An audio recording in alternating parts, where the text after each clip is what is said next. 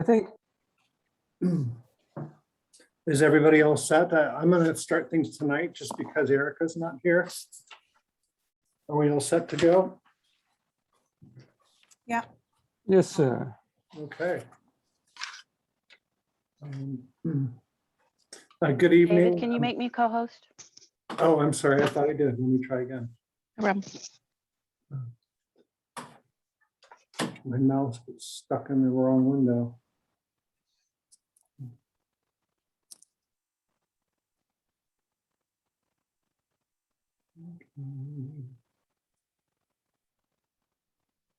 There we go. Co-host should work, right? Yep, perfect. Thank you. Thank you.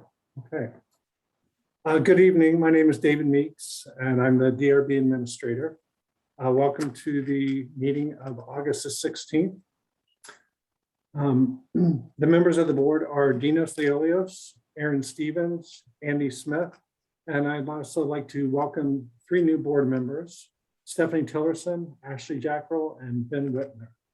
So thank you for joining us tonight, everyone. Members of the city staff are myself and Andrea DeRungs and Frankie Pinto.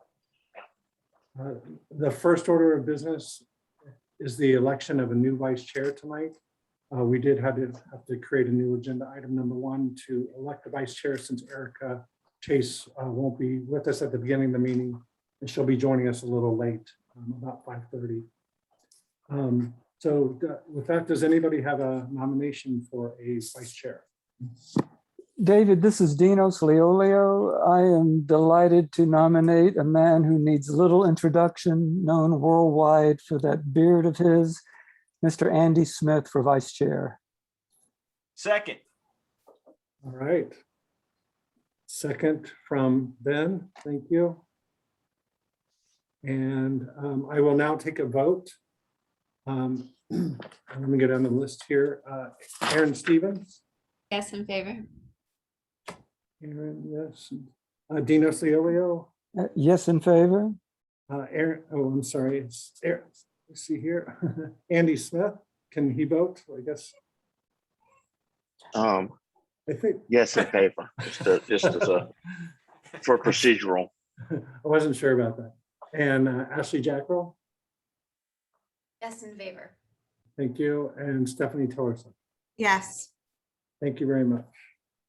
And with that, Andy is the new vice chair. And so we'll move on to agenda item number 2. I'm sorry, let me get the presentation up on the screen here. Give me one Hey, second. David, do you want me to go through the Oh, procedural yes, items? please. Yes, Okay. please. So Andy's going to Um, continue from here on out. Thank you very much. Okay, starting the August 16th, 2021 DRB meeting agenda items, project items. No board members are recused from the agenda items. No agenda items have been deferred. The order of the meeting will be as follows. Introduction of the project with a context and overview by staff. Project presentation by the applicant. Generally give 10 minutes. 10 additional minutes will be requested by that, can be requested by the applicant, granted by the chair. Just kind of let me know at the beginning of your presentation if you feel like you need additional time. All presenters to clearly state their name for the record. Persons affiliated with the project, designers, owners, developers, consultants, etc., should speak at this time. Then we'll proceed into board questions. We'll then proceed to public comments. There'll be a 10-minute time limit. The applicant does get to respond to this time at this time. If the members of the public will please clearly state your name for the record.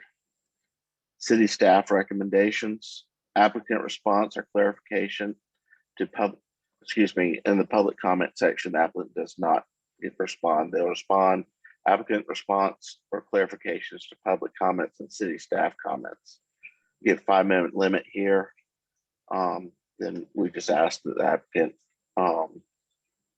be seated or that we will just be in the board discussion. Board discussion, the applicant may clarify inaccurate information when recognized by the chair or otherwise may only speak if asked a question by the board. Board motion and vote. David, do you want me to do the meeting protocols for the Zoom meeting now? Yes, you could. Yes, please. Yes. I've got them up on the screen as well. Can you see the screen? Yeah. Okay. Yes. Staff will control the PowerPoint presentation that includes everything submitted by the applicant by the deadline in accordance with the supplemental requirements. Applicants simply need to ask staff to advance the next slide during your presentation. Applicants, staff, and board members are required to give their names whenever speaking. The video and microphone has been disabled for all attendees, not board members and staff, will only be given the capability to speak when they are called on during the public comment period. Chat and Q&A functions have been disabled. Public comments. The applicant and all 10 members in the public have been required to register and indicate the project they are wishing to comment on and submit any documents in advance of the meeting. Just as in an in-person meeting, all applicants heard today are part of the public meeting format. If you have registered and will speak during the public comment portions of the meeting, you will need to state your name and address for the record. Those members of the public that have been registered will be called in order by project. Members of the public that speak are encouraged to remain in the meeting for the completion of the item that they have commented on. Staff will call on registered members of the public to speak for each project. Unregistered members of the public who raise their hand will not be called on. Board members should open the participants panel so each board member can see the status of the board members' microphones and cameras. Board members will be polled by the chair for comments and for their vote on the motion. Each member when voting should respond yay in favor, nay not in favor. The chairman shall reread the motion verbatim, and the board member making the motion should correct the chairman if it has not been reread accurately. If a board member needs to recuse, he will be temporarily removed from the meeting and placed back in the meeting at the start of the next agenda item. If the board needs to go into executive session, which we won't tonight, they will call into a separate conference line, and all video and audio on the Zoom will temporarily be turned off until they are ready to return to the regular meeting. Staff will issue meeting results, including staff comments and board motions to the applicant. Following the meeting, results will also be posted on the city's website. There's contact information on the screen, and just know that these proceedings are being recorded. With that, we ask that you please turn off all microphones and devices that make noise. And understand that comments from the public are limited to site design and architecture of the building and projects only. The board does not have authority over zoning issues such as land use, building density, flooding, or traffic. With those items, we will move to agenda item number 2, which is 900 Edwin Park, St. Clair's mock-up panel. David? Yeah, I did include just a little bit of context, especially for the new folks, just showing where the project is. If you can see the map, this is the location in Daniel Island. It's at the corner of Etowah Park Street and 7 Farms. This is going to be the location of the new St. Clair Cathedral. And they have just completed the mock-up panel, which some of the board members went out and took a look at. Here's the location at Etowah Park and 7 Farms. You can see the new construction site here. And a little closer view of the construction site where the cathedral is framed up in this location right now. The mock-up panels down here. So with that, I will turn it over to, is it Michael or Andwili? Yes, saying this that is right? Andwele Mhm. Worrell with Frank and Lawson Architects. Also on the call is Michael Frank of Frank and Lawson Architects. And we are, as David indicated, looking for approval for the mock-up panel. As requested by the DRB, there were 3 palette choices that were approved for or suggested for review. And the first choice was to be incorporated into, David, you can go back to the overall. Yes, the first choice was incorporated into the full mock-up panel, and then the second and third choices were, we had created 2 other small additional panels. During the review and as the panels were constructed, the church also explored one additional option, but in the end, and that's the one on screen, but in the end concluded that the first option, I think it was the first option recommended by the committee as well, was the best for the church. This is the option in the full mock-up, and that shows the colors Meridian brick cottonwood, Halcyon Old Irish tan mortar. The precast is a custom buff, and to complement that, down the road we'll have, which was not part of the mock-up, but there is a bluestone paving that goes up to the entries. You can see the window colors and the details here. The mock-up is what we are, and the mock-up colors are what we are after approval for this afternoon. And I believe the committee has seen this in person. Yes. All right. And there were several things, if I could just add to that, that the committee had mentioned on site that we are working on and will certainly take care of. One of those was the quantity of rivets on the conductor head that you see in the photograph here, and that's where the downspout comes down. Actually, the conductor head is bigger than it's supposed to be, so we're working to actually make that smaller and more of what we had designed. So in that adjustment, we'll also certainly make sure that rivets aren't seen. So that's underway. The committee had also mentioned something about the caulk joint that you might be able to see on the next photograph.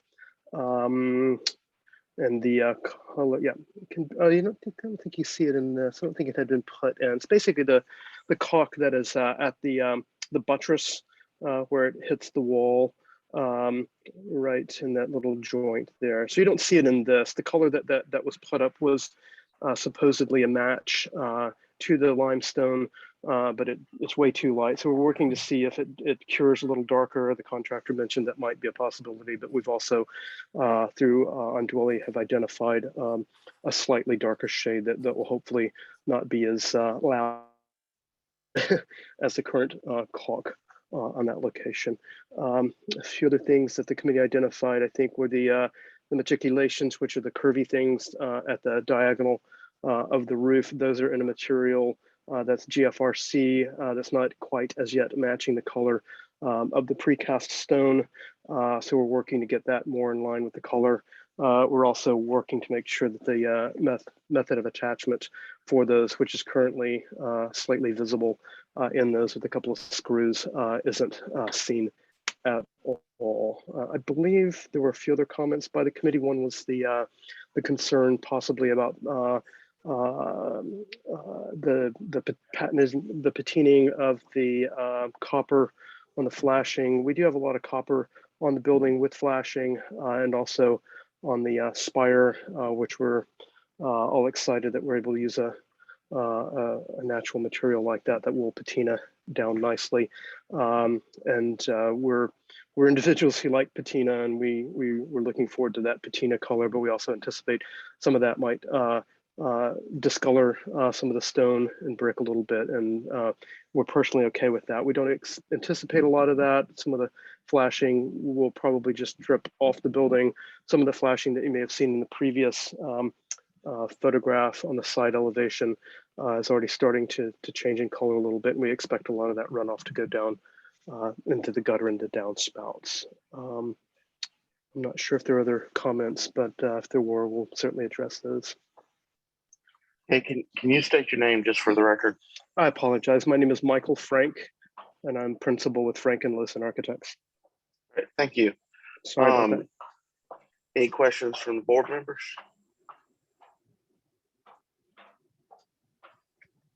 Okay, there are no public comment. City staff recommendations, David. Thank you, Andy. I had some staff observations. This mock-up panel was exceptional. An example of fine craftsmanship. Staff and the board agreed with the applicants about the first choice of the brick color, the brick that was used on the panel itself, which is the cottonwood. And the other final choices, which staff supports, are the mortar, which was the old Irish tan, and the custom buff gray stone. Staff and the majority of the board members thought that the top color at the windows should match the window frame, the color as they are showing, and not the mortar color. There were also some concerns over the copper flashing being used, if it would stain the stone, but this is not a concern of the architect. And staff recommendation is approval for the mock-up panel with the materials. Okay, move into board discussion. A motion. Andy, this is Dinos. First of all, you know, when this project came before the board, the excitement was evident in reaction and response to the magnificence of the architecture, and it certainly is not disappointing now to see it up on the mock-up panel. So Michael and Dwella, thank you for your attention to all the detail. If the board members have no objections, I will gladly move for approval of the mock-up panel and materials as delineated, and staff comments, and might also offer a couple of other comments kind of to reiterate what Michael was saying earlier. GFRC to match the precast stone, provide a smaller conductor head. I would suggest that the caulk at the buttress, vertical caulk at the buttress, more closely match the mortar color as it's reflected on the left side of the buttress, which is not a caulk, but it's the mortar, but it looks really good. So it would be my suggestion that the caulk on the buttress more closely match the mortar color.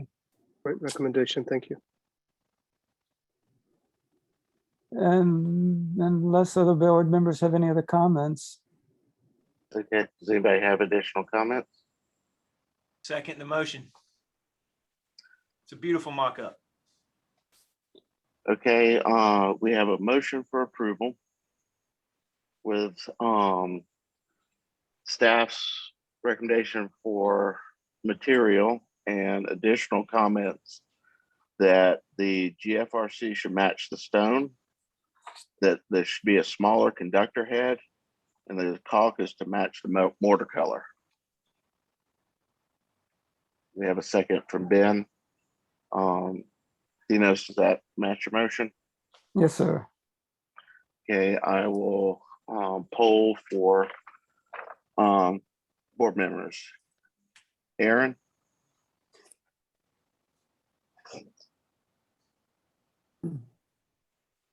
Aaron, I think you're muted. Oh, I didn't hear him call me. Yes, in favor. Thank you. Ashley? Yes, in favor. Stephanie? Yes, in favor. And I am in favor also. So the motion passes. Thank you very much, gentlemen. Thank you, everyone. We're very grateful for your input. We're excited as you are. Thank you. Hey, Thank you. Thank you, Michael. congratulations. Thank you. Take care.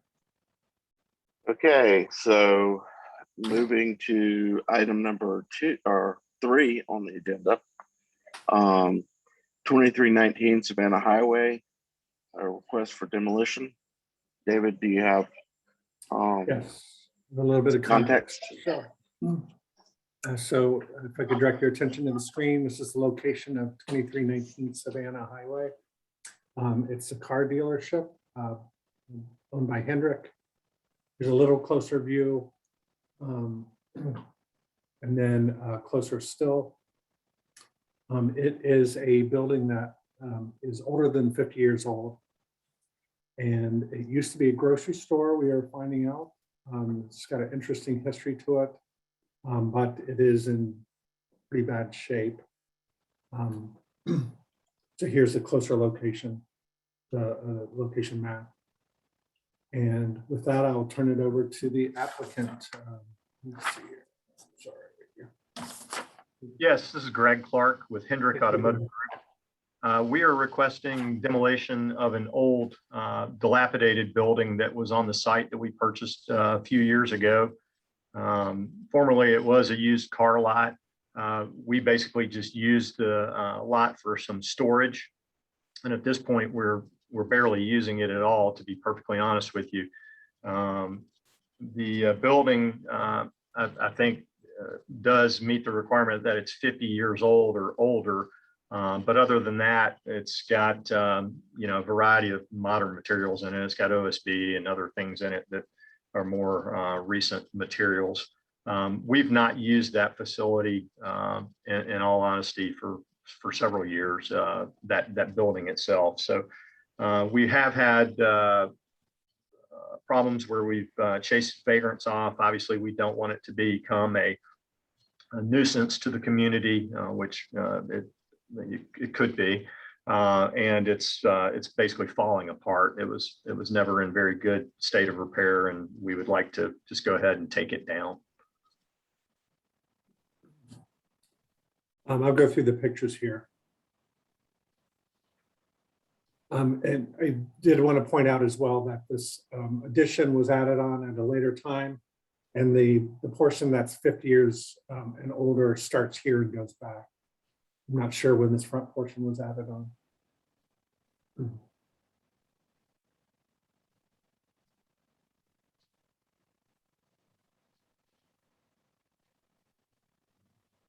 As most of you know who've had the chance to work with us, again, this is Greg Clark. This is not befitting of what we represent as an automotive group. So we'd like to get rid of it for that very reason as well.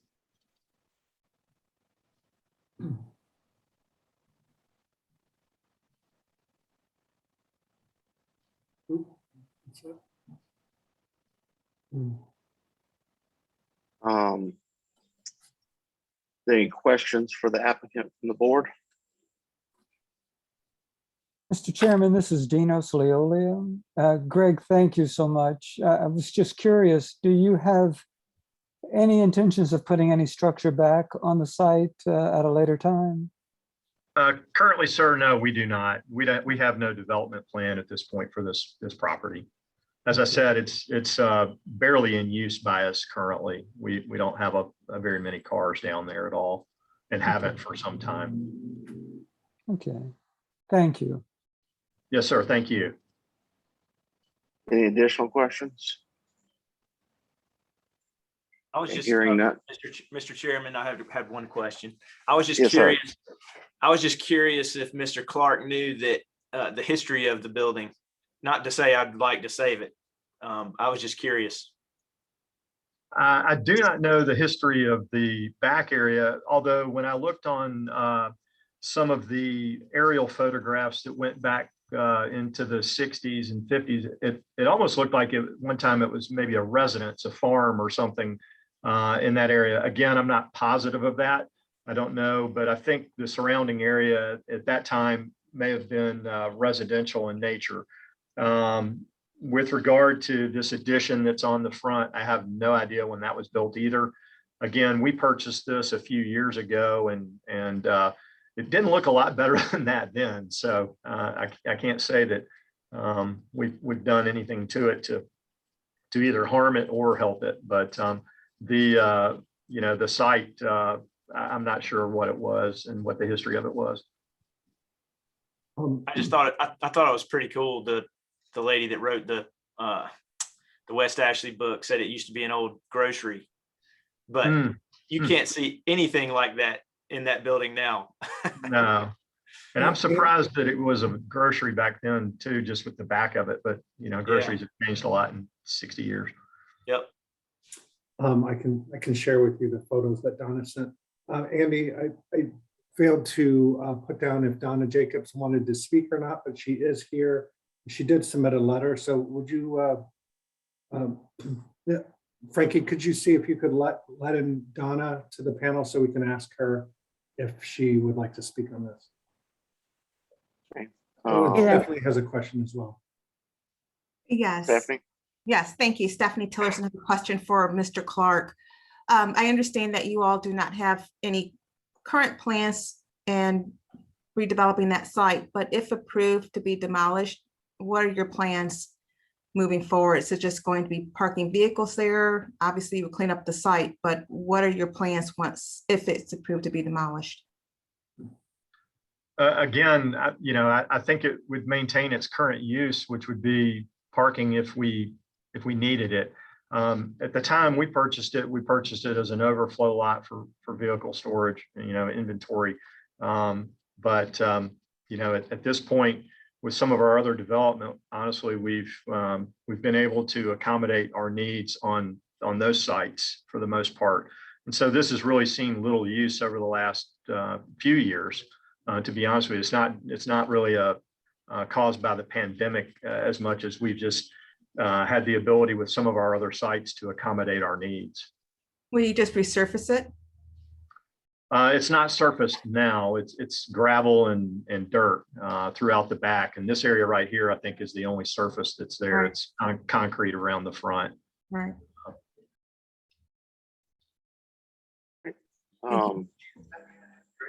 I did want to kind of say one thing further. If they do decide to develop the site into even just a parking lot, chances are that it might require TRC and a DRB staff review. And we would like to enforce more landscaping and so forth as well.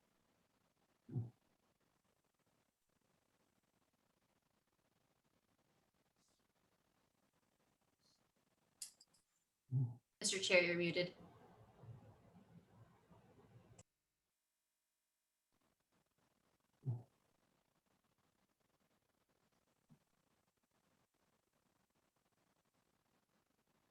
You're still muted, Andy. Thank you. Sorry. David, I think that Donna has been promoted into the participants. Yes. Ms. Jacobs, do you want to speak on the property? Thank you, Mr. Chairman, for allowing me to just make a few comments. I did write the staff and provided the old pictures just because as we choose to demolish properties in the West Ashley area, I would just like for people to be informed as to what their history was and a little context. As we all observed, there's nothing architecturally significant about this building. It's more the stories about the building. And I just felt like that should be part of a record and part of your understanding before you as a board made a decision. I believe my letter was forwarded to everybody, so I do not need to take up your time repeating that. But the building is probably, I would say 75 years old.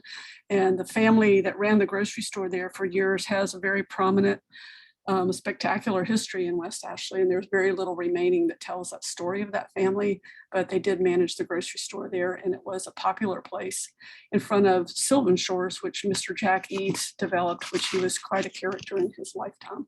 Thank you for that opportunity to give you just a little bit further than what I sent to the staff. And Donna, I'll make sure that I forward that information over to Mr. Clark so he can see that. Thank you very much. All right, thank you, Ms. Jacobs. And with that closing the public comment portion. Does the applicant have any response or clarifications you'd like to make? I can read my staff comments. Okay, I was just giving the applicant. Oh, you said staff. That's it. Okay, so hearing none, staff comments. Mr. Clark, did you have any further comments? I mean, I would just like to say, we're fans of history as well. Unfortunately, I think this building is just too far gone for anybody's purposes. And so I understand the history, but I also understand that everything surrounding this has probably been redeveloped over that time period as well. That doesn't change history, obviously, but and I think, I'm a big fan of it. I think we need to record history. I don't know that this is a very good representation of what that used to be. And so, I would just request that we be allowed to demolish the structure based on what it is today and the danger or eyesore that it presents to the community. Thank you. David, staff comments? Yes, thank you. The ordinance that discusses demolition in the purview of the Design Review Board states that the board should consider the following: architectural and aesthetic features of the structure, the nature and quality of the structure, including its architectural fabric, any historical significance, the nature and quality of the surrounding area, and the structure's contribution to the overall streetscape of the area. Staff does find that the requested building for demo does not have any architectural significance and is in extremely poor condition. So we do recommend approval for demo. All right, David, thank you. Move into board discussion at this point. A motion. Mr. Chairman, Yes, sir. I recommend approval for demolition. Okay. Motion Oh, I okay, we have second, a, for demolition. I second Ben's motion for Okay. approval for demolition, Stephanie Tillerson. okay, we have a motion from Ben and for the approval of demolition and a second by Stephanie. Go to the board vote. Mr. Chairman, may I ask, Ben, would you mind considering as a part of your motion, and I certainly support that, but that possibly any future development or evolution of the site might include some type of delineation, whether it's graphic or a cultural narrative regarding the significance of the site as it relates to the Boodle family, and be prominently displayed as they look to future evolution and development of the site. That sounds perfect, Dinos. Okay, Certainly. so we agree to amend the motion. Stephanie, does your second stand with the amendment? Yes. Okay. So we have a motion for demolition with the addition of a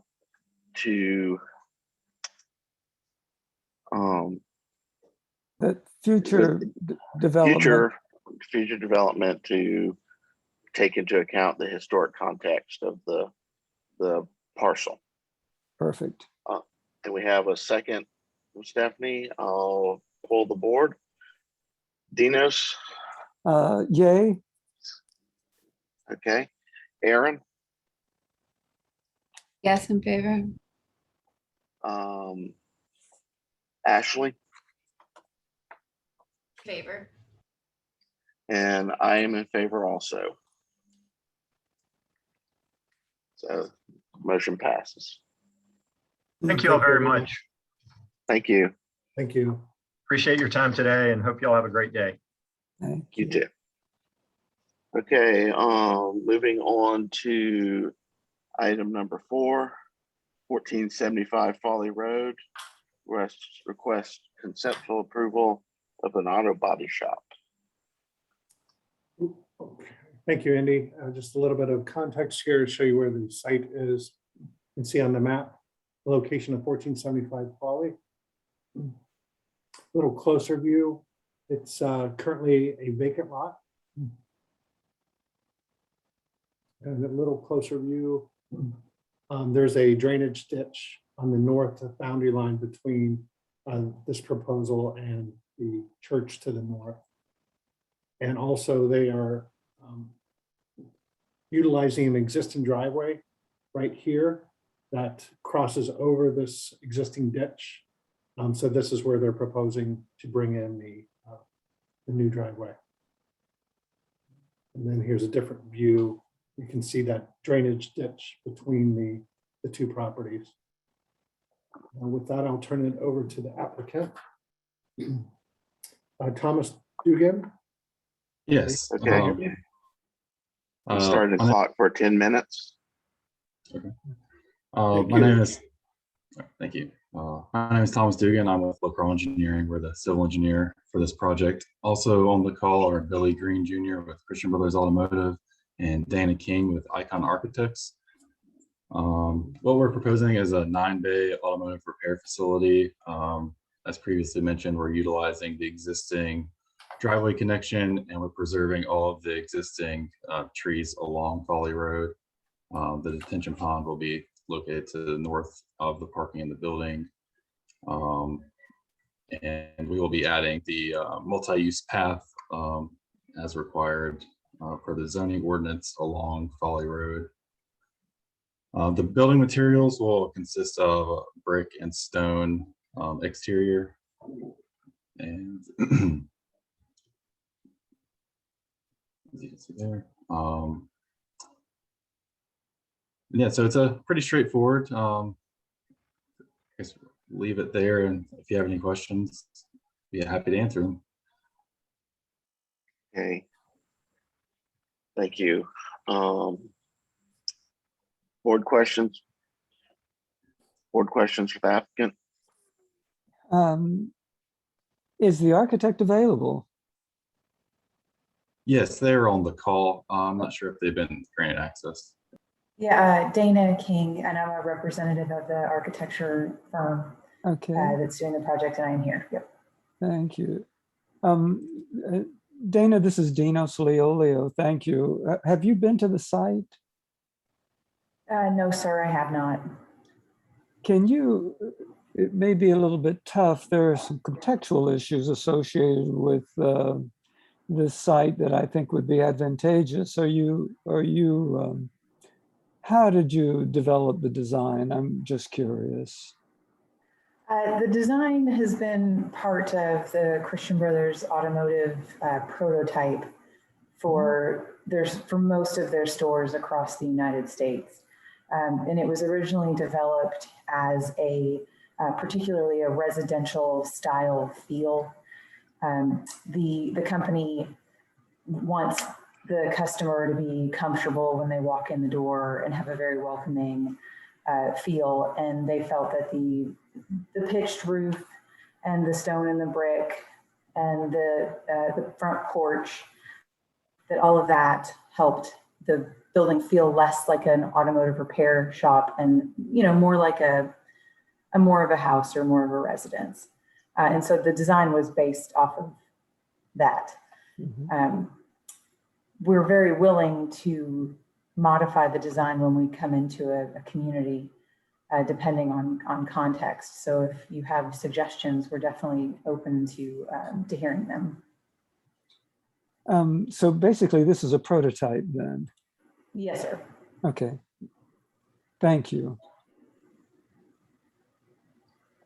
Any additional questions for the applicant?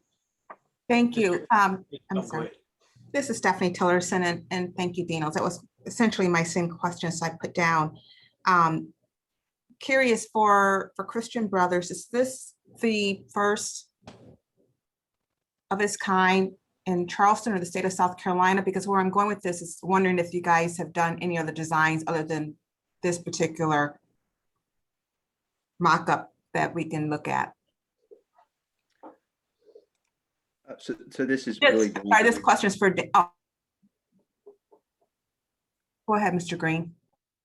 I'm sorry, go ahead. What were you saying? I'm sorry. No, I wasn't sure if I had to state that this question is for Dana or for you, Mr. Green. Okay, Daniel, do you wish to respond or? Off the top of my head, I can't remember if I don't think I have worked on one in Charleston. I think I may have worked on one in North Carolina, but I'm not sure about the particular area. Yeah, I was going to say the same thing. I know we're also working on a project in Indian Land, South Carolina. Off the top of my head, I can't think of one exactly in South Carolina. We're located in 30 states. We have 242 locations. So as Dana was saying, this is pretty much our basic prototypical layout and look and feel.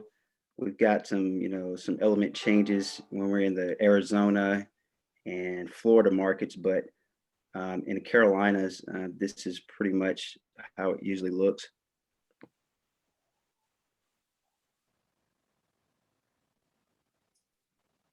Thank you. Additional questions? Mr. Chairman, I have a question. Yes, sir. For the I guess the architect. Did you look at any early arrangements on the site? I know it's a prototype, but did you look at different arrangements, or do you have prototypes that would potentially break up the building into an L or a different shape that could more border on Folly Road to frame the road rather than setting back in such a linear, such a long monotonous building, and with the service doors facing the church to the north? That's kind of my question. Did you look at any other alternatives for the layout on the site, or what would make this one the better one, even if you didn't mirror it to the south, the service entries to the south? Mr. Whitener, this is Billy speaking again. This may be a better question maybe for Thomas Dugan. Okay.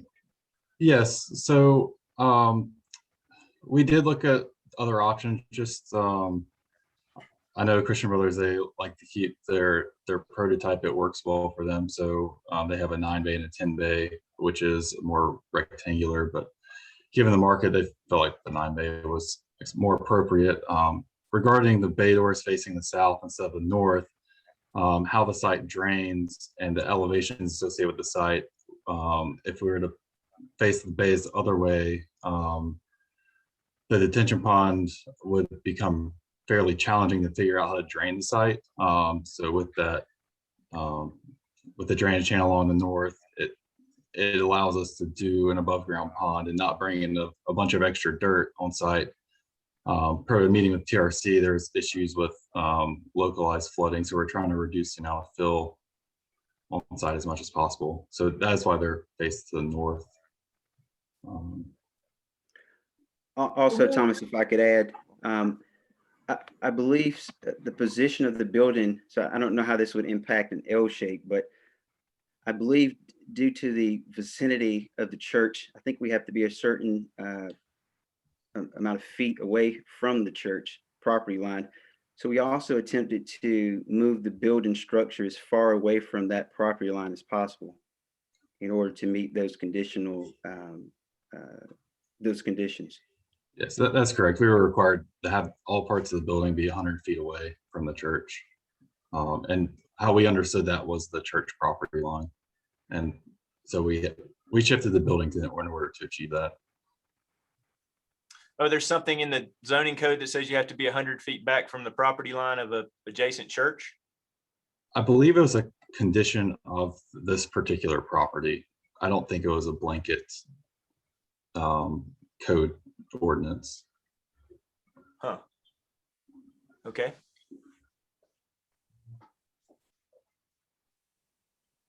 And one other question, material palette, is that something that you guys change based on location?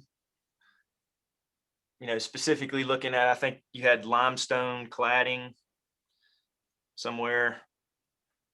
Yes, the limestone and the brick colors and are prototypical. However, changing the color palette is not a problem and is definitely something we can do. But the masonry design is preferred.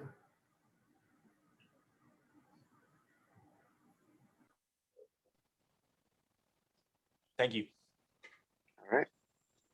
Any additional questions? Okay, hearing none, and move into city staff recommendations. Thank you, Andy. Some staff observations. Typically, DRB likes to see the building up on the street with the parking shielded by the building. But given the site is long and narrow, as is the building, we didn't think that would be possible with this proposal. They are utilizing an existing driveway entrance over the existing ditch. There is also an existing ditch on the north property line, as I pointed out. Staff comment number one. Usually DRB does not like to see prototype buildings proposed, and we encourage a proposal that is designed especially for the location, considering Charleston, the surrounding context in the neighborhood. The architecture design is attractive and staff could possibly support the design direction with some adjustments. Staff comment number two, while the steeply pitched entry is prototypical of this brand, it seems like it could be lowered in pitch somewhat. Number three, the larger fenestration along Folly Road appears to be fixed windows of horizontal properties. These openings shall be filled with vertically proportioned windows or broken into more vertically proportioned openings. Staff comment number four, the material palette could be simplified. The stone used in the water table is the material staff asked the applicant to study because it's pretty foreign to the low country as material. Number five, the side of the building that is presented to Folly Road looks to be the side of the building. And staff asked the applicant to study this facade to make it more appealing. Staff number six, this location is required to have a 12-foot multi-use path parallel to Folly Road. Oh, I think you are, they did state they are providing that. So let me scratch item number six. Number seven, the site plan has landscape areas called out that are not shown in the landscape plan. Keynote number 8 on the landscape plan. And then by preliminary review, we have a few more staff comments. Staff comment number 8, the applicants had presented a signage package as well that staff asked them to hold off on presenting the signage until preliminary level review. Number 9, the landscape plan could be approved upon. We asked for more beneficial landscape and less lawn grass. Concentrate some landscape screening at some of the areas to screen parked cars and paving. The staff recommends adding more native plants and substituting the Japanese barberry. Staff number 10, staff encourage a naturalized bed of landscape screening towards the street rather than one straight row of shrubs on the property line. Number 11, staff requests some foundation plantings on the east facade to soften this facade facing Folly Road. Number 12, staff asks that the 3.5-foot high brick screen wall be added to the street side of the parking spot closest to Folly Road, with landscape plantings and multi-use path on the street side of the wall. Number 13, DRB encourages the use of pervious pavers in a portion of your paved area, possibly in some or all of the parking places. Staff does recommend conceptual approval for the conditions noted. Yeah, thank you, David. Does the applicant have any response or clarification to staff comments? Not at this time. Thank you. Okay, so we're moving into board discussion or a motion. David, could you go back to the elevations for a moment? Yes. Oh, sorry. There we go. Thank you. I guess having traveled down Folly Road as much as I have and knowing really the context of this site, I believe that there's a richness that can be drawn from the rural aspects of what is Charleston. And I believe that from a material palette to just some of the expression of form and the lack of fenestration and a variety of other issues, I'm struggling with the design, and particularly knowing that over the years as a board member, the board just does not embrace prototypes for this specific reason, and that it loses the local context that's really so important.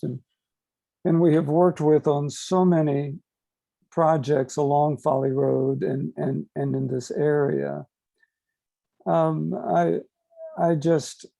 I would hate to be, well, let me rephrase that.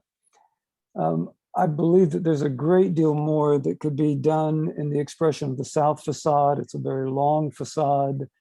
I believe that different expressions with regards to the manner in which the office entry area is presented, and I'm not looking for complexity, I'm just looking for just a very simple contextual statement that is conducive to this, what I consider a very rich rural architectural area in Charleston.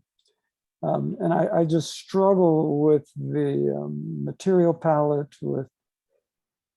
and just with the general aspect of the building. I think that more analysis and more research is warranted in order to better understand the site, and particularly how to elevate, and which is, I believe, is one of the responsibilities of everyone that comes before the board, of elevating the design language of everyone around you. So I struggle with supporting a conceptual approval, and really do believe, just personally, and I may be the only one, but really do believe that the architect really needs to go back, study the context of the area, and particularly the impact of the building on its surrounding neighbors, and come back with a design that's not prototypical, but in fact specific to this site and to the neighborhood and to the locale. Thank you, Dinos. Just from my personal point of view, having grown up not too far from this site, actually, I would say that this site is probably less residential than it is light industrial. Not that we want a warehouse or something on this, but I think the context is less residential in nature and more business in nature. I think that your comments about context are very apropos to the description of the design. From the point of view of the landscape, I have a hard time supporting the plan as presented. I think a lot of study needs to go into it, both from layout and palette being recommended. I think staff touched on a lot of the major points, but I just wanted to reiterate that from the landscape architecture and point of view. And I think you need to clarify what your restriction is with in regard to the building and the setback from the church, rather than just making an assumption. I think that some real definition of that will help you inform where you can place this building. The other thing that, Andy, if I could add to your comments, which I think were excellent, is that seeing some three-dimensional studies of the building too, with, or at least something that shows a little bit more of the surrounding area, would probably be a help, not only to the board, but particularly to the architect as well, as they continue the evolution and design of this facility. Isn't that a requirement? Dinos, aren't you, for the DRB, aren't you supposed to have a contextual elevation? We should Adjacent have a property. 3D. I think we asked for a 3D within the, yes, a great point, Ben. Yes. It just seems like it is a prototype, so it's like a, it's anywhere. Yeah. It's not cited. Yeah, we do generally ask for a streetscape at conceptual, and David, correct me if I'm wrong, is that it's You're the correct. board's purview. Yeah. Purview Yes, to I'm ask for sorry. 3 dimensions. I didn't catch that they failed to provide a Yeah. streetscape. And there's just one other comment that I will make. I know I don't think she's on board with this, but it's worth mentioning, or at least she's not part of the meeting possibly tonight. I don't have access to all the people attending, but Councilman Jackson has been such an advocate of the improvement and the rethink of Folly Road. And I think that that's also another resource that's available for some study as you go forward in the design, just to use as a reference point as you go forward. But anyway. Mr. Chair, I would like to add comment if I may. Sure thing. Thank you. Agree with what everyone has said. When I looked at this, first thing that popped in my head is it looks like a very large firehouse station. And when I drove Folly Road and looked at the surrounding uses, I felt like this may not be, in terms of the design, I was a little concerned with the look as well. One of the things is the east elevation here with the 3 windows, the porch. Seems like there could be more can be done with that front section. I don't know if, internally it can be moved, because the middle window is the restroom. And if I were to go into there, I know you said you want to make it, make it feel like you're at home. I would feel a little uncomfortable using that restroom fronting right there on Folly Road. But I agree with everyone, with what everyone said. I'm not really thrilled with the landscape or prototype for this particular location. Thank you, Mr. Chair. Thank you. Any additional comment? Yes.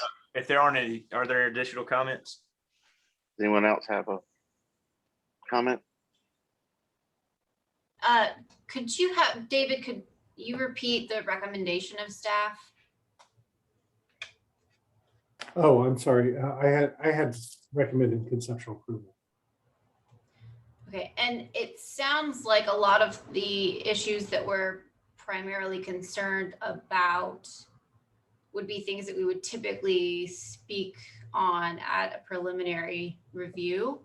Although I am very fresh to this group, so I will accept guidance if that's incorrect. I know that the comments about the fenestration, I believe that was included in staff, and I don't think that we should rush this along, but if there are things that we might be getting a little bit ahead of ourselves on and kind of considering from a preliminary standpoint as opposed to conceptual, I just want to be mindful of that.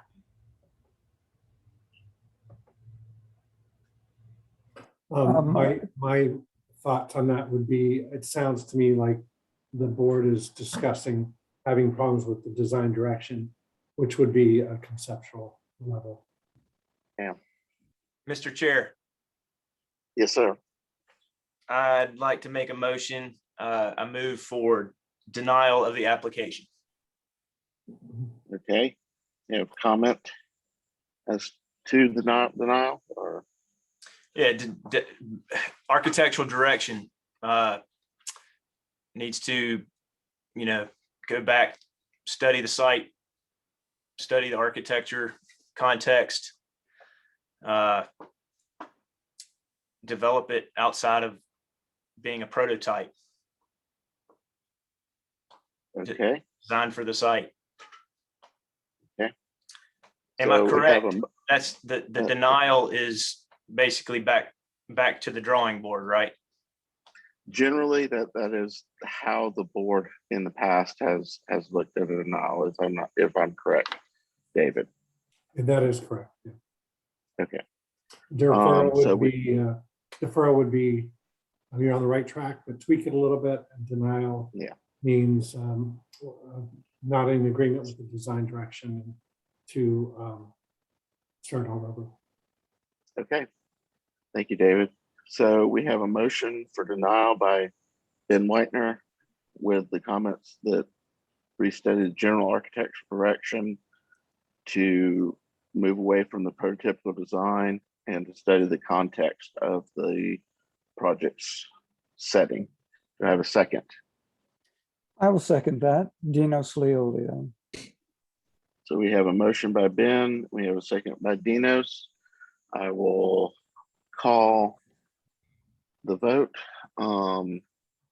Aaron Stevenson. Yes, in favor of denial. Okay. Ashley Jackrell. I'm gonna vote no. I was with staff on this one. Okay. Stephanie Tillerson. I vote yes in favor of denial. Okay. And I am also in favor of denial. So the motion carries for denying the project. Thank you. Moving to the next project, item number 5, which is Bees Ferry and Sanders Road, roads crossing. Request conceptual approval for a new multifamily development with 337 units. Thank you, Andy. Let me just show the board where this is located on Bees Ferry Road, just a little bit to the southwest of Bees Ferry, West Ashley Circle. And you can see Saunders Road is going to be on the northwest side of the site, and the site is going to be right in here. And with that, I will turn it over to the applicant. Let's see who is up first. Let's see. Brian Riley, can you hear me? Yes, sir. Good afternoon, David. Good Okay. afternoon. Is 10 minutes enough? Do y'all need additional time? Mr. Chairman, we'd like to request 5 additional minutes if that's okay. Okay, are we on the clock for 15 minutes? Thank you, sir. Good afternoon. I'm Brian Riley with Thomas & Hutton. I have John Winters with me. He's with Thomas & Hutton. I'm on the civil engineering side. John's on the landscape architecture side.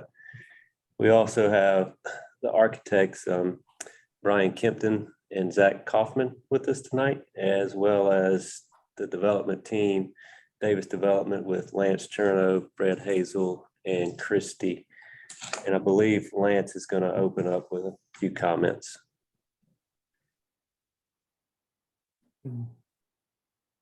If he... Lance, you're on mute. Okay, sorry about that.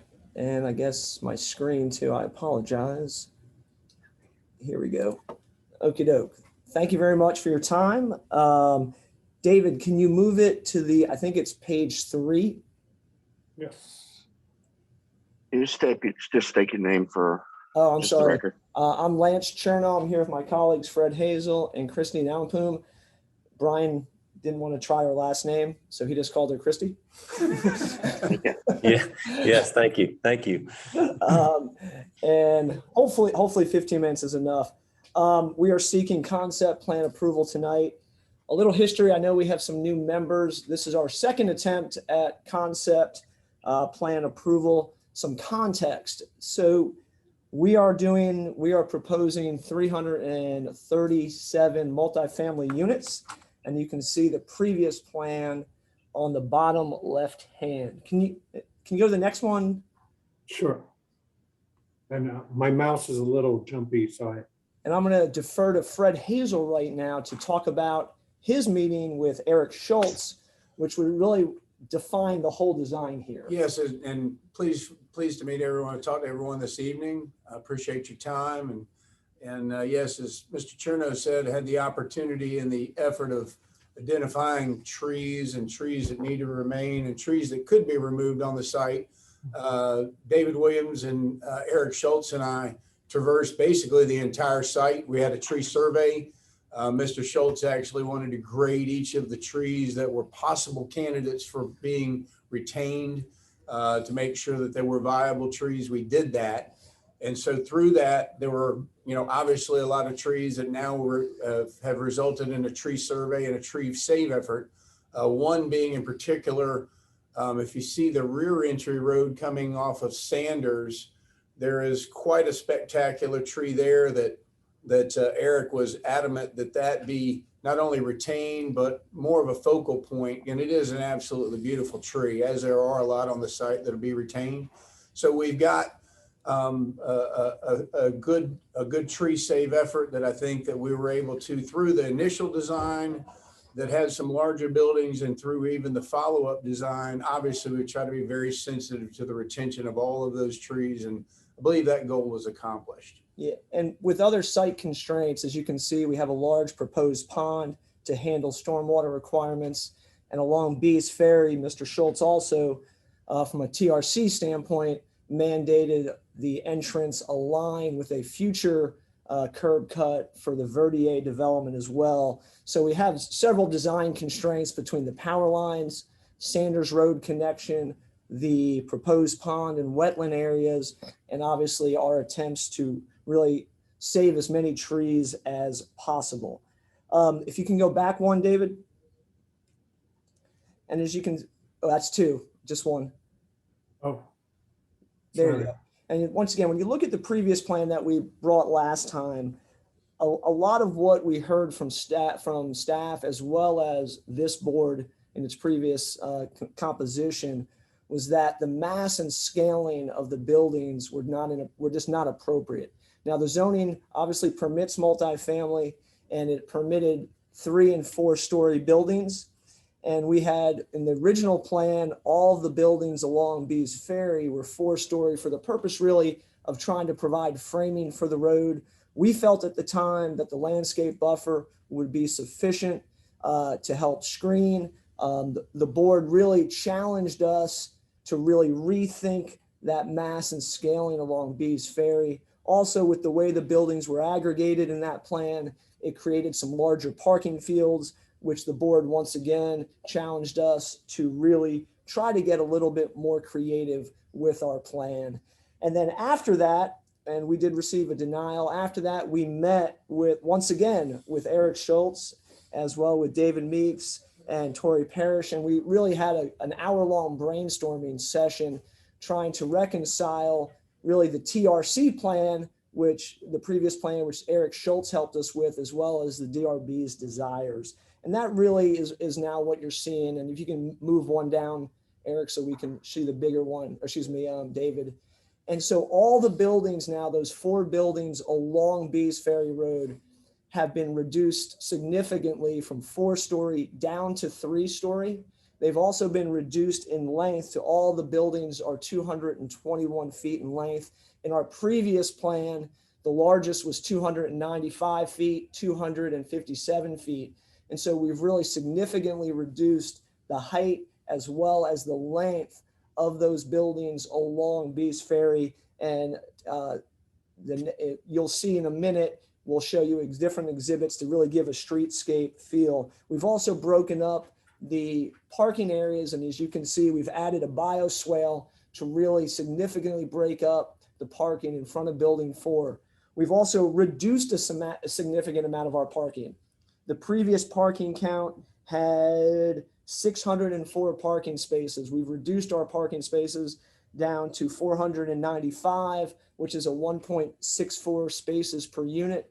In addition, we're willing to commit that all spaces above the zoning ordinance requirement of 1.5 be pervious parking in the form of brick pavers. Once again, trying to reduce that footprint. And if you scroll back up one, David, you'll see we removed the parking that was underneath the power lines. As like I said, we're down 100 parking spaces. So we really took the board's comments to heart, reduced the size of the buildings, reduced the length of the buildings, and really tried to reduce that parking footprint to the amount we can. And what was our unit reduction in total as well, Lance? And we've gone from 358 units down to 357 units in this plan. Right now, building 337. excuse me. And I think at this point, buildings 4, and I apologize looking so close to my screen, 4, 6, and 7 are 4-story, with the remaining of the buildings all being 3 stories. Our goals tonight really are to really seek your approval for concept plan approval, recognizing that there are 2 more steps here. We still have to get preliminary approval as well as final. From an architectural standpoint, we have our architects on the line. We did provide a line-by-line response to staff's comments from the last meeting. Many of those were architectural. Our hope tonight really is to achieve the massing, scale, and really work out the details on the concept site plan from a massing and scaling, so that we can really roll up our sleeves and get to that next level of preliminary plan approval and final plan approval. And with that, I'll defer to John Winters with Thomas and Hutton as he really walks through all the landscape architecture and the view quarters that we really hope that you're pleased with. Thank you, Lance. You hit some great points there. David, if I can interrupt you just a second, you have about 6.5 minutes left. Okay. Thank you, Mr. Chairman. David, if you could jump to go back one more. So this real quick, this is the board asked for kind of a massing model, site model of what we're proposing, with that curb cut where it's being shown and is being asked by the city, and the wetlands. It sets up a pretty linear site. We feel like we've utilized the existing site features and the amenities of the site to kind of cluster the buildings and some of the more taller buildings around the site amenities, whether it be the pool court or looking on to the park linear green space that is kind of centered around an existing 61-inch live oak, and aligning the drive from Sanders Road, right onto that live oak. Next slide, please.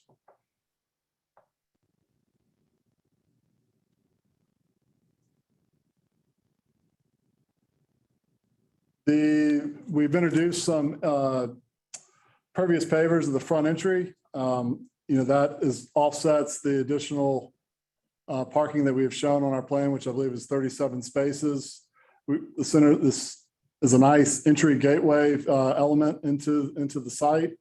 That bottom right perspective captures that existing live oak, and which will be a great outdoor amenity space, outdoor kitchen, grills, things like that. Next slide.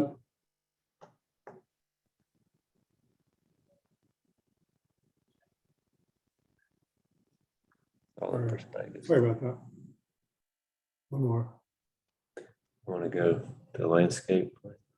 We've also included a preliminary landscape plan that's the foundation of it. It really utilizes native plant material. With all that being said, I'm going to turn it over to the architects, Brian and Zach, to kind of touch on. John, can you go through the streetscape? I think that's a slide or two past. Where you see the perspective and from eye level. There you go. If you can describe that as well. Yeah, so this is, and Brian, please feel free to jump in, but what this really emphasizes is that the buildings along Bees Ferry have been reduced to 3 stories. There's an existing 50-foot buffer that will run along Bees Ferry. So along with that buffer and the smaller buildings, we feel like the impact of this development on Bees Ferry will be minimal. Next slide. And then from here, I'll turn it over to the architects to walk you through some of these elevations. Just to let you know, you have about 5 minutes on this. We'll give you, enough to finish up your thoughts through this. No, we appreciate it, Aaron, Andy, the chairman, and Brian Kempton. If you just want to talk about one or two of the comments with staff and really the changes that we've made, that might be more efficient from a time standpoint. You might need to unmute, Brian.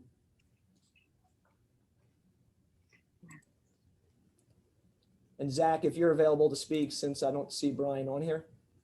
I see Brian. Okay, I think he's working with his headphones. You're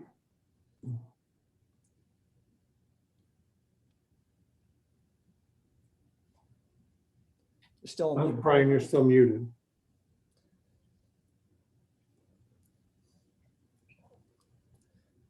Well, at this point. Okay, can you guys hear me now? Yeah, there you go, Brian. There you go. Sorry, guys, I had called in because I sometimes have trouble with the computer audio, and I think It's my okay. phone needed to be unmuted, but I will go ahead. Staff wanted us to address the scale and size of these buildings, and Lance did a really good job of giving an overview of what we did there. We reduced both footprint and height. If you take a look on the next slide, David, that is our building. It shows the 4-story previous and now our 3-story version. Also, a couple of the other comments regarding scale of popped up elements and things like that have been addressed, and as well as just clean up on the elevation to make it read a little bit better as well. I don't know that we have time to go through all the comments, but I'm happy to answer any questions that anyone has about the architecture. Yeah, about 3 minutes left if you want to. If you want, we can reserve that time, Mr. Chairman. We can reserve that to the extent if there's any public comment at this point in time. Okay. All right. Are there any board questions for the applicant?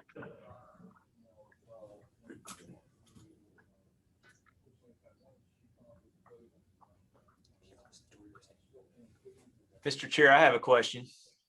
Yes, sir.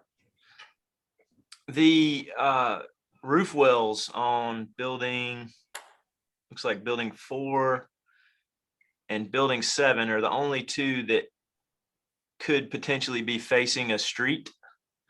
Have you guys done any studies looking at 3-dimensionally looking to see if you could see the roof well from the street?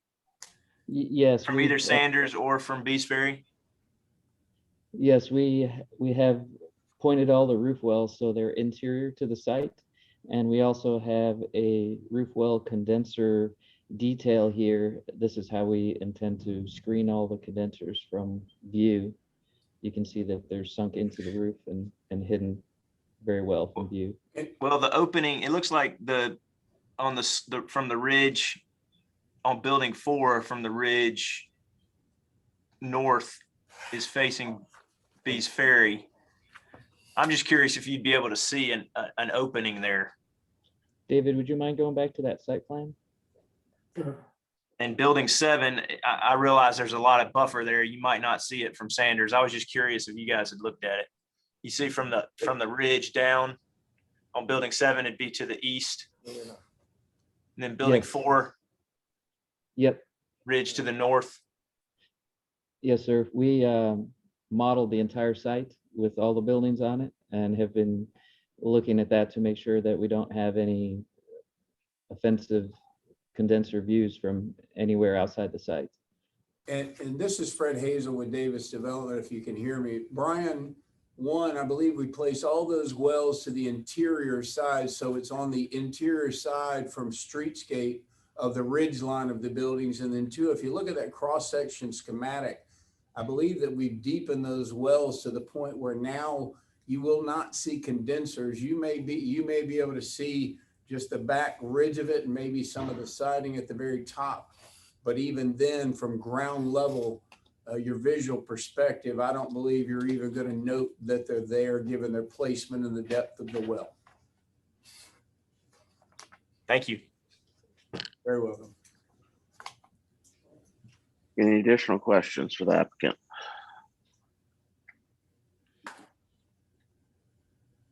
Enos? Nope. Thank you.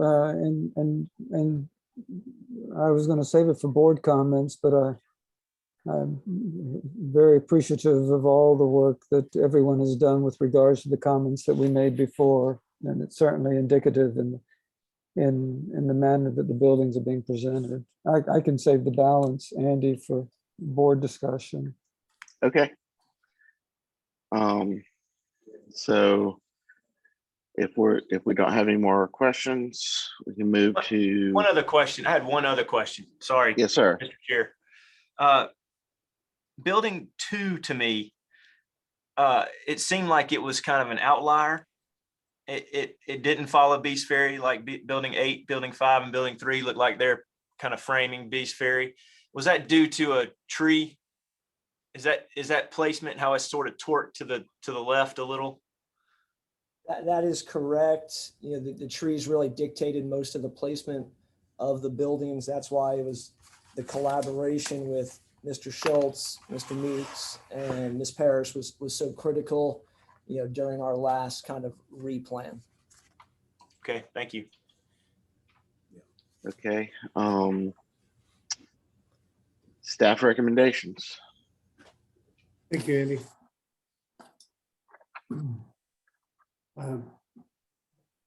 The applicants have made some great strides addressing the board and staff comments since the last submittal. There are no longer 4-story buildings up along Beast Ferry Road, and these are now 3-story, which both city staff and the board prefers. And the buildings have also been broken up and the massing reduced on the individual buildings so they don't seem so imposing along Beast Ferry. The applicants are also adding additional plantings to the existing buffer along Beast Ferry Road for additional screening. The site plan has also improved in many ways, and the landscape plan is looking good. The sidewalk system is throughout and extends out to an extensive trail system on the large parcel. Added green space by the reduction in the size of buildings is a big improvement, as well as the added bioswales to the parking lot and the naturalized and conserved areas. Reducing the size of the buildings has created some additional green space between the buildings for residents to utilize as well. Staff is supportive of the building design direction. The applicants have prepared a nice presentation package with 3D modeling, which relays their design intent. Staff recommendation number 1, at the garage entries into the building, there are large areas of asphalt in the approach areas to the garage. Study ways to break up this asphalt a little more. Staff recommends these areas also be decorative pavers or pervious pavers. There could also be an opportunity to introduce green planting strips between some of the paved areas. Let me get to the end here. I have a diagram.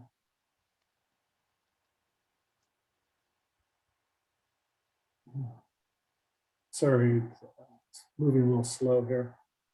So wherever there's these garage doors, there's these long approach areas up to the garages that are all asphalt. So we were wondering if there was a way to break this up.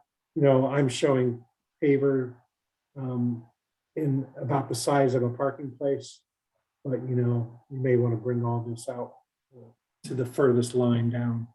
And then there would also be an opportunity to possibly do some green space between the garage doors as an idea.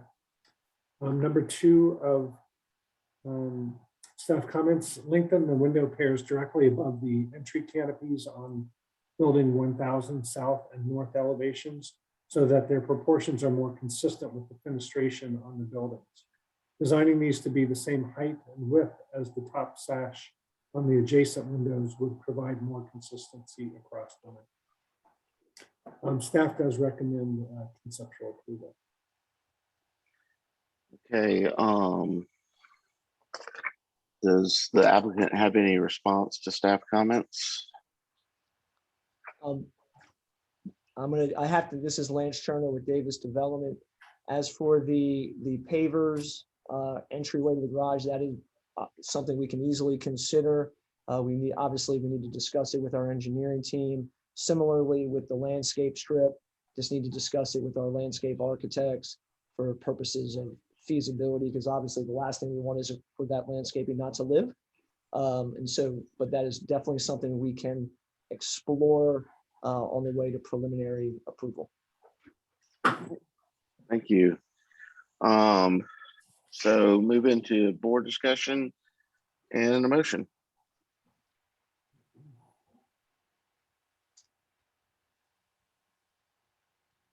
Well, this is Dinos. I guess I'll kick it off with just simply saying thank you. You certainly, I know that we spent a good bit of time last time talking, and I think you've responded very nicely to the board's concerns, and particularly with regards to the more organic approach to the site plan and the fact of recognizing the significance of some of those very significant trees is certainly an asset as well.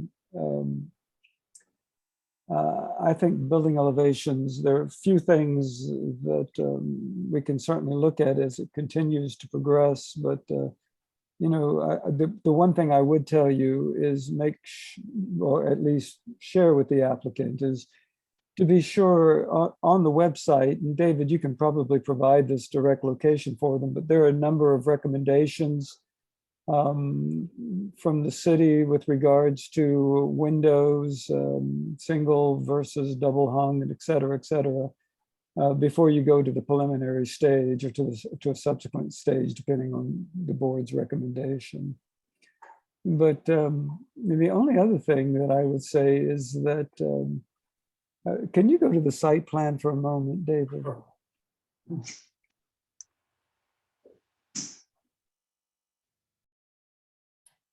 It doesn't matter which one, that one would be fine. And can you blow into the entry sequence? This is, and yeah, this is for old eyes here, so that would help out tremendously. It's you know, it's, Oh, sorry. That's all right.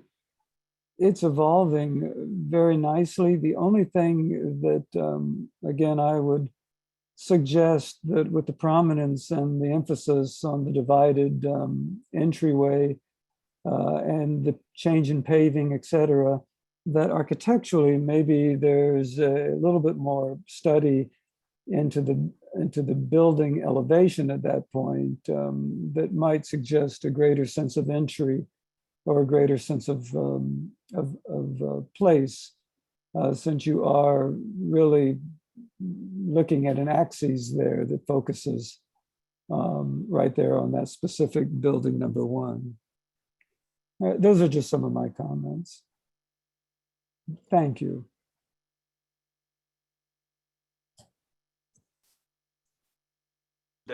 Mr. Chair, I had a couple of comments. You're muted. Yes, sir.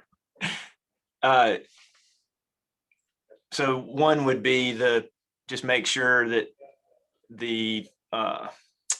as I already asked in the question, just make sure from a 3D perspective point that you can't see into the roof well from the street. I think that'd be on building 4 and building 7.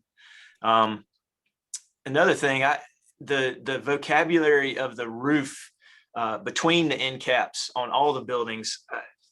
I guess if you went, David, if you could go to well, if you see it from here, you see the white is your shed metal roof. To me, I think that's a great solution between the end caps of the building. But where it sort of breaks up for me is if you go, David, I think it's A5 1.1, or yeah, that's one. And wait, I'm sorry, which? A5 -1.1 would be one. Just looking at elevations where you see they've got next one. That's the main entry. Next. I'm sorry, it's not responding. Sorry. Give it a second here. I'm frozen, of course. David, we got to get you off this coal-fired computer and get you on something good. I was just gonna say, maybe we need to revisit the city's budget for A new computer not responding. The size of the file. Well, basically all I was getting at is some of the smaller forms. Yeah, there you go. There's a good example of what I think is very successful, where you have the 2 sheds in the middle of the end cap. But if you go up a couple, David, to 5-1.1. Oh.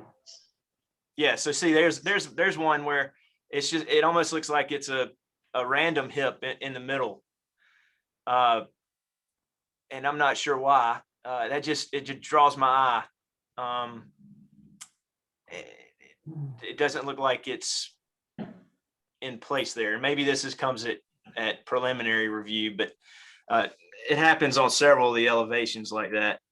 Ben, I think are you talking about on the west elevation, for instance? Yes. And on the east elevation? Yeah, there's several places like that.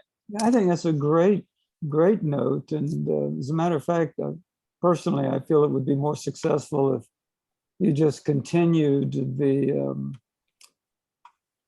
type of shed dormer as opposed to coming in with the, I think it's a great point. I agree.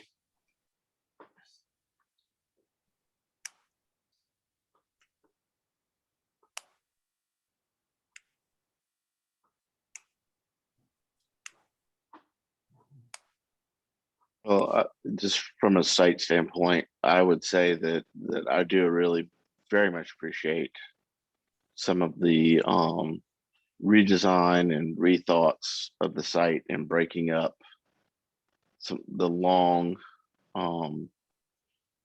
buildings that allowed the site to the buildings responded themselves to each other a lot better, and to create the connective spaces in between the buildings. The only thing I would, I guess, comment on, generally I'm very much in support of the direction of the project, is maybe to, as David said, is to take study the paving around the garage entries, but also study some other opportunities to move paving out around the site to maybe break up these long runs of asphalt, create some crosswalks and that sort of stuff out of pavers that will help, kind of create isolated areas of asphalt, maybe, emphasize the long street and break it up, at the intersections. And your second entrance with the tree maybe creates another opportunity to create a really nice special intersection there. So I just kind of, I guess, challenge you to maybe study some of those opportunities in the site and, keep developing the plan as you go through your design evolutions.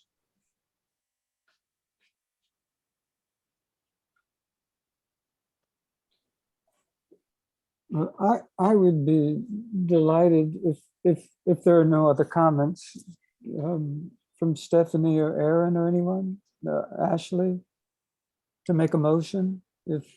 No, Mike, I just have one question. Looking at this, and this is minor, but looking at this conceptual landscape plan here, you have the dog park between 3 and 5, but I thought the other first conceptual plan had it between 5 and, I guess I can't tell what that other number is. Looks like it says, 5 and 8. Was that? You had it at one plan, you have it between 5 and.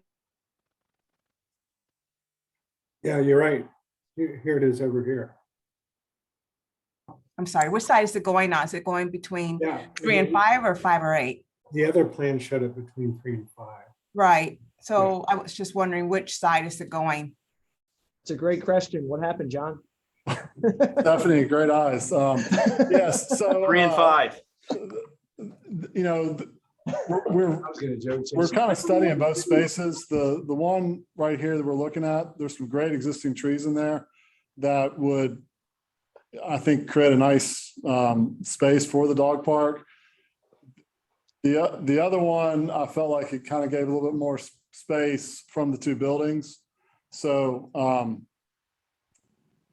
to answer your question, currently right now it's being shown, it's being proposed where it's shown on this plan among the existing live oaks to provide shade for people using the dog park and have a nice setting there among the trees. Okay, thank you. That's it, Mr. Chair. All right.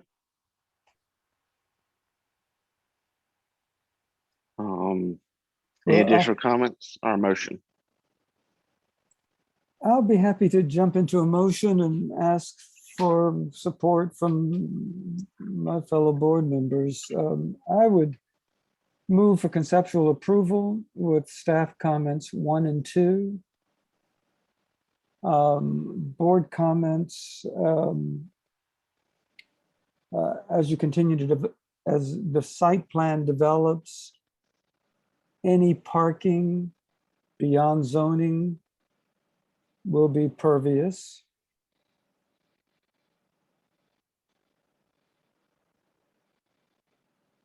Number 2, be mindful of the visual aspects of the mechanical system.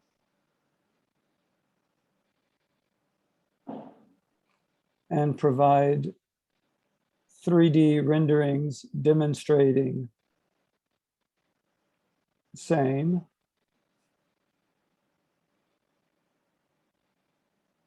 Next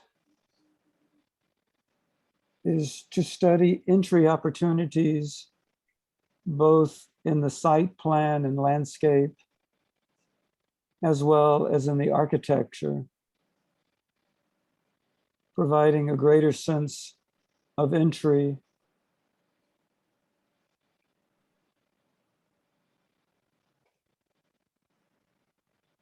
the next board comment would be to restudy the elevations, to simplify dormers for consistency.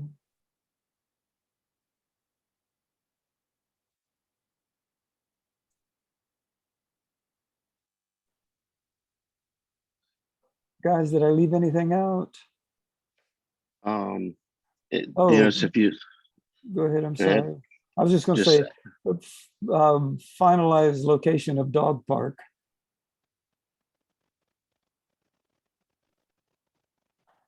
Okay, if you don't mind adding study opportunities to break up the long expanses of asphalt. Absolutely. Second. Okay, so we have a motion for approval or for conceptual approval with staff comments 1 and 2 as board comments as the site develops, study or as the site develops, parking beyond zoning to be pervious. Number 2, mindful of visual aspects of the mechanical and provide 3D renderings to demonstrate this. Study the entry aspects, both in the LA and the architecture to provide greater senses of entry into the building. Study the elevations for consistency with the dormers. Finalize the location of the dog park. And study opportunities to break up long portions of the asphalt in the site. We have a second from Ben. I'll pull the board members. Aaron Stevenson. Yes, in favor. Okay. Ashley Jackrell, Yes, in favor. Stephanie Tillerson, Yes, in favor. and I am also yes in favor. So the motion passes for conceptual approval. Thank you very much. Look Thank forward you, to everybody. it around. Thank you. Congratulations. Andy, I just wanted to let you know that Erica's with us now.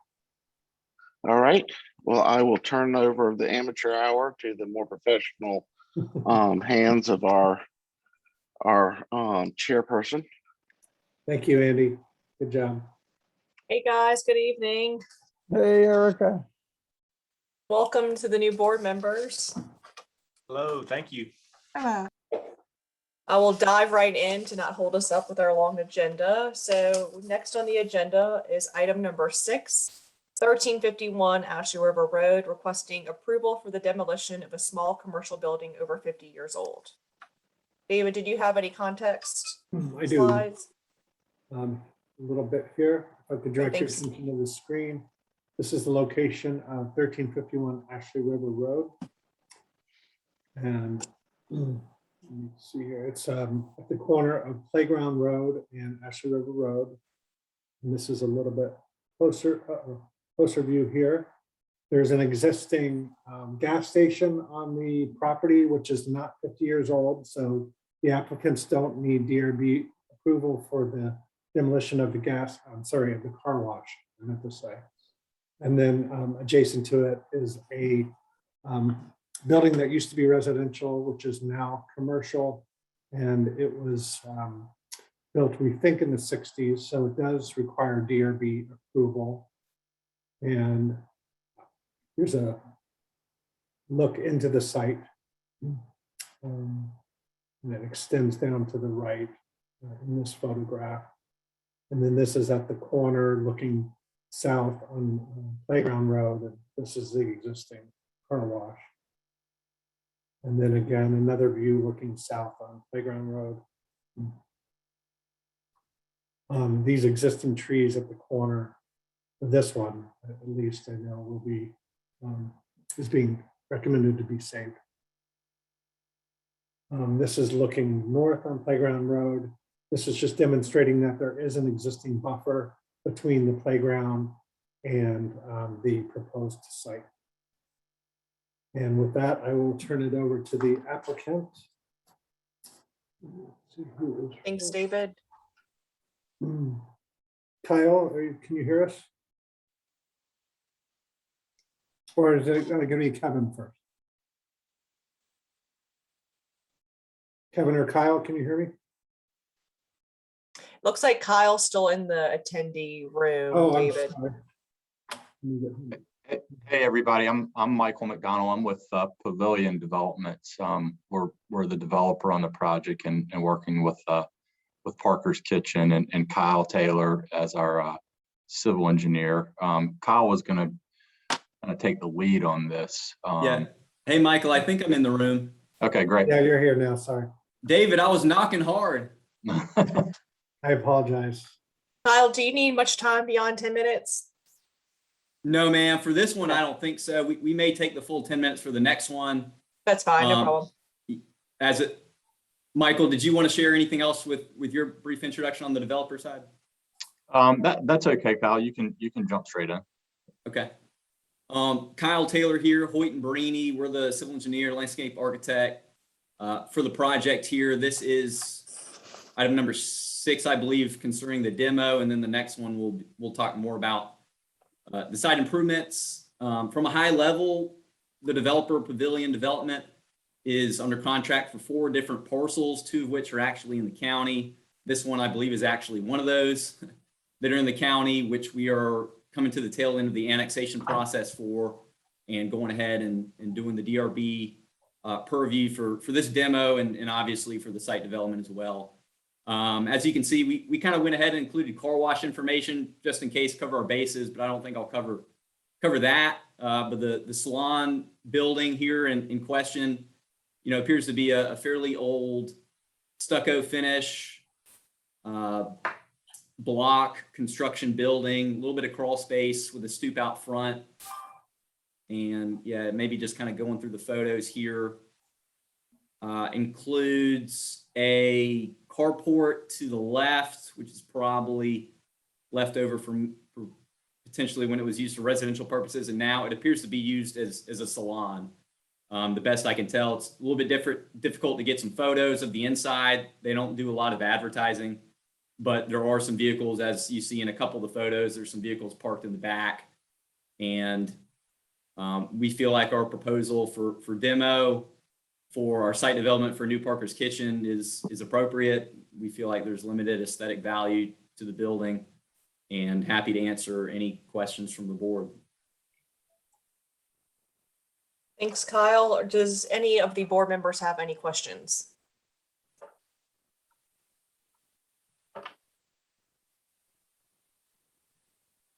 With none, we will open it up for public comments. I do have one letter from a member of the public, from Kenneth Merolda, and I do not have address on file, but I'll read his letter. Dear Mr. Meeks, he's offering comments on the proposed development.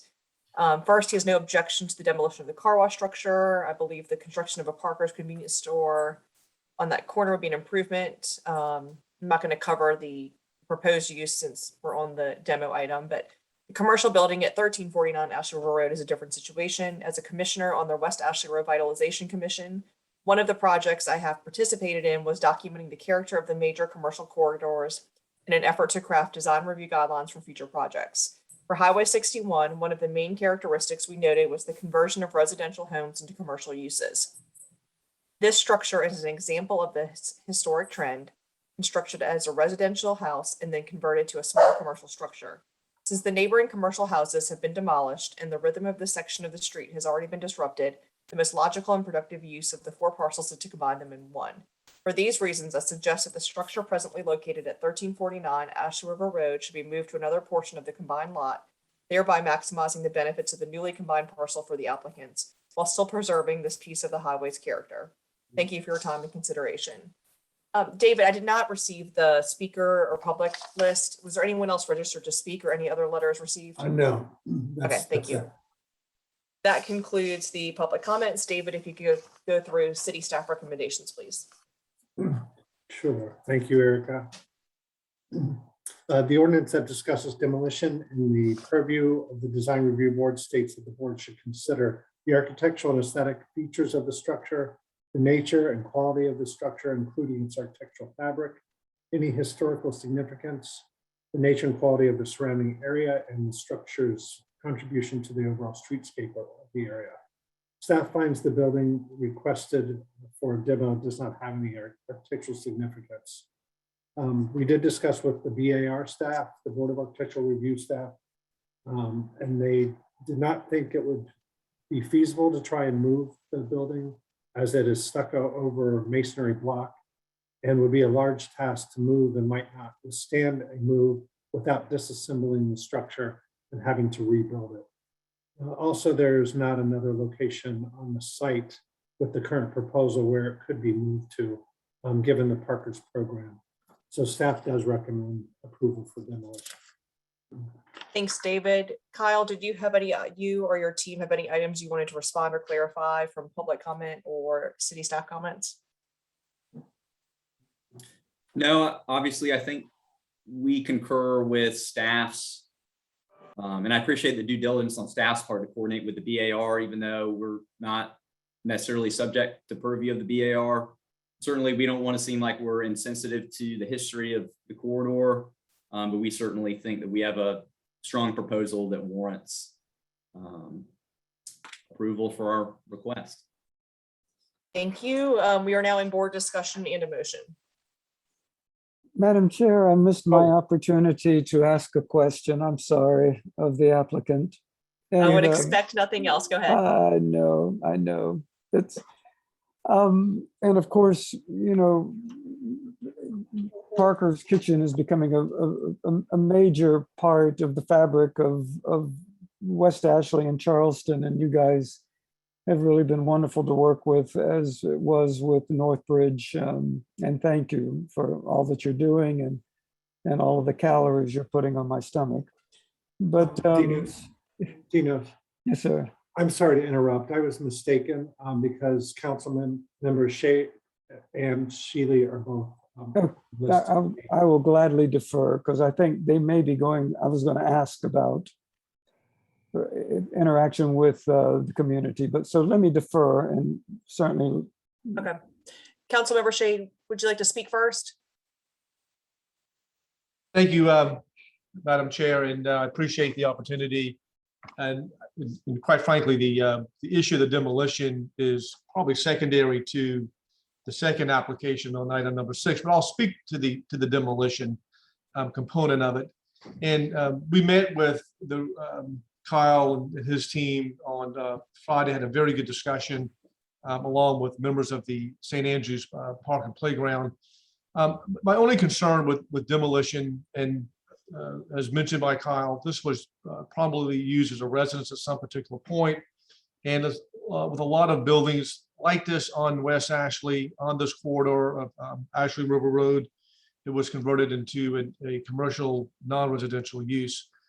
The problem is this, that when we start demolishing these kind of structures, we are in fact going against the fabric of what made West Ashley West Ashley.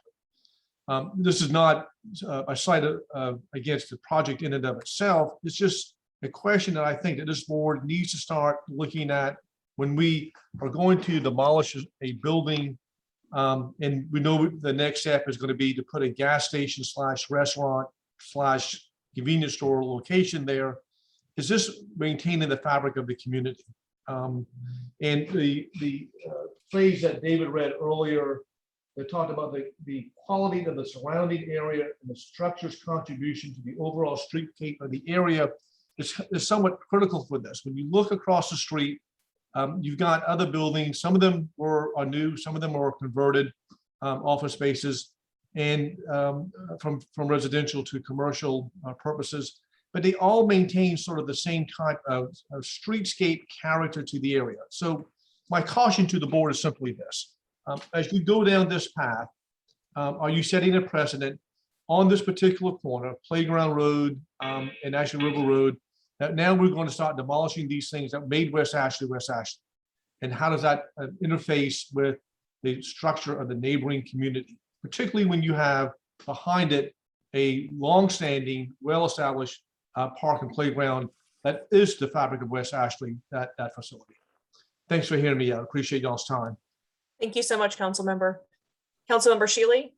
Well, thank you. I appreciate all the work that that this group does, and thank you for giving us a little bit. You know, as Councilman Shade said, the representatives from Parkers were nice enough to meet with Councilman Shade, St. Andrews Parks and Playground Commissioner Mike Eakin, and Director Susan Klugman last week. And St. Andrews Playground has a lot of concerns. You know, they're a great partner with the city of Charleston. We recently worked together to be rewarded a Greenbelt project, you know, and they service a lot of our constituents. They're located, I mean, there's nowhere more in the heart of West Ashley than St. Andrews Playground. And, you know, in the past, St. Andrews has had some pedestrians hit along Playground Road, and they've done a very good job of making that area safe. They've got one raised crosswalk from the parking lots over to both baseball fields.